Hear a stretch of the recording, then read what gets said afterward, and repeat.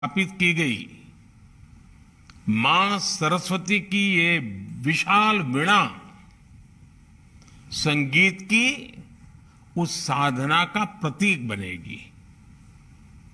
मुझे बताया गया है कि चौक परिसर में सरोवर के प्रवाहमय जल में संगमरमर से बने 92 श्वेत कमल लता जी की जीवन अवधि को दर्शा रहे हैं।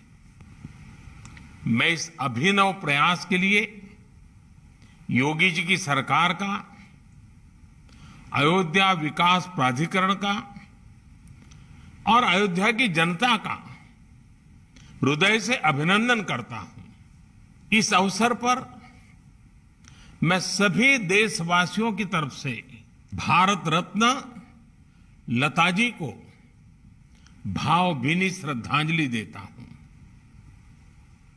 मैं प्रभु श्री राम से कामना करता हूं उनके जीवन का जो लाभ हमें मिला, वही लाभ उनके सूरों के जरिए आने वाली पीढ़ियों को भी मिलता रहे।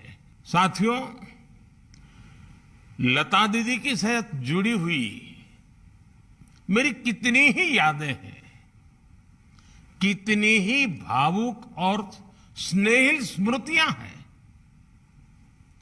जब भी मेरी उनसे बात होती, उनकी वाणी की युग परिचित मिठास हर बार मुझे मंत्र मुग्ध कर देती थी। दीदी अक्सर मुझसे कहती थी, मनुष्य उम्र से नहीं कर्म से बड़ा होता है, और जो देश के लिए जितना ज्यादा करे वो उतना ही बड़ा है। मैं मानता हूं कि अयोध्या का ये लता मंगेशकर चौक और उनसे जुड़ी ऐसी सभी स्मृतियां हमें देश के प्रति कर्तव्य बोध का भी एहसास कराएगी।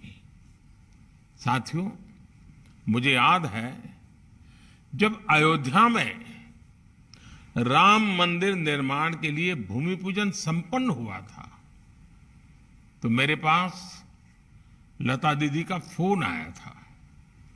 वो बहुत भावुक थी, बहुत खुश थी, बहुत आनंद में भर गई थी और बहुत आशीर्वाद दे रही थी। उन्हें विश्वास नहीं हो रहा था कि आखिरकार राम मंदिर का निर्माण शुरू हो रहा है। आज मुझे लता दीदी का गाया वो भजन भी याद आ रहा है, मन की अयोध्या तब तक सूनी जब तक राम न आए। अयोध्या के भव्य मंदिर में श्री राम आने वाले हैं और उससे पहले करोड़ों लोगों में राम नाम की प्राण प्रतिष्ठा करने वाली लता दीदी का नाम अयोध्या शहर के साथ हमेशा के लिए स्थापित हो गया है। वहीं रामचरित मानस में कहा गया है, राम ते अधिक राम कर दासा, अर्थात राम जी के भक्त राम जी के भी पहले आते हैं। संभवतः इसलिए राम मंदिर के भव्य निर्माण के पहले उनकी आराधना करने वाली उनकी भक्त लता दीदी की स्मृति में बनाए चौक भी मंदिर से पहले ही बन गया है।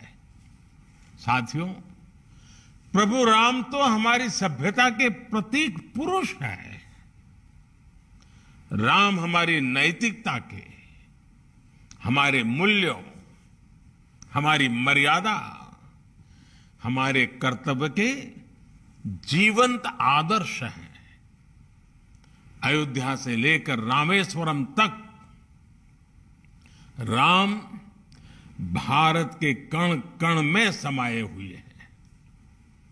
भगवान राम के आशीर्वाद से आज जिस तेज गति से भव्य राम मंदिर का निर्माण हो रहा है, उसकी तस्वीरें पूरे देश को रोमांचित कर रही हैं। ये अपनी विरासत पर गर्व, इसकी पुनः प्रतिष्ठा भी है और विकास का नया अध्याय भी है। मुझे खुशी है कि जिस जगह पर लता चौक विकसित किया गया है वो अयोध्या में सांस्कृतिक महत्व के विभिन्न स्थानों को जोड़ने वाला प्रमुख स्थलों में से एक है। ये चौक राम की पैड़ी के समीप है और सरयू की पावन धारा भी उससे बहुत दूर नहीं है। लता दीदी के नाम पर चौक के निर्माण के लिए इससे बेहतर स्थान और क्या होता। जैसे अयोध्या ने इतने युगों बाद भी राम को हमारे मन में साकार रखा है, वैसे ही लता दीदी के भजनों ने हमारे अंतर मन को राममय बनाए रखा है। मानस का मंत्र श्री रामचंद्र कृपालु भजमन हरण भव भय दारुणम, या फिर मीराबाई का पायो जी मैंने राम रतन धन पायो। अनगिनत ऐसे भजन, बापू का प्रिय भजन वैष्णव भजन हो, या फिर जन जन के मन में उतर चुका तुम आशा विश्वास हमारे राम, ऐसे मधुर गीत हो। लता जी की आवाज में इन्हें सुनकर अनेकों देशवासियों ने भगवान राम के दर्शन किए हैं। हमने लता दीदी के स्वरों की दैवीय मधुरता से राम के अलौकिक माधुर्य को अनुभव किया है। और साथियों, संगीत में ये प्रभाव केवल शब्दों और स्वरों से नहीं आता। ये प्रभाव तब आता है जब भजन गाने वाले में वो भावना हो, वो भक्ति हो, राम से वो नाता हो, राम के लिए वो समर्पण हो। इसलिए लताजी द्वारा उच्चारित मंत्रों में, भजनों में केवल उनका कंठ ही नहीं बल्कि उनकी आस्था, आध्यात्मिकता और पवित्रता भी गूंजती है।